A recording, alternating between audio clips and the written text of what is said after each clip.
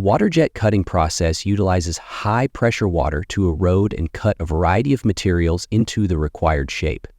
It is considered a cold and non-contact process.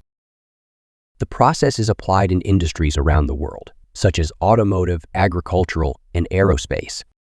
Waterjet cutting typically utilizes a combination of water mixed with an abrasive material to perform the cut. Since waterjet cutting is a cold cutting process, it does not create a heat-affected zone, or HAZ, in the material being cut. Comparative processes to waterjet cutting, such as laser cutting and plasma cutting, typically leave a HAZ near the cut area of the material. Waterjet cutting is considered safe and environmentally friendly because it does not transfer heat into the material, which prevents warping and eliminates the release of fumes into the air.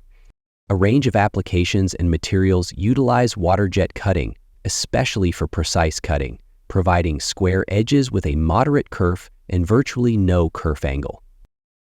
The kerf is the width of the cutting mechanism itself, while the kerf angle, or alpha, is the angle created by the difference in width between the material at the top and bottom of the cut.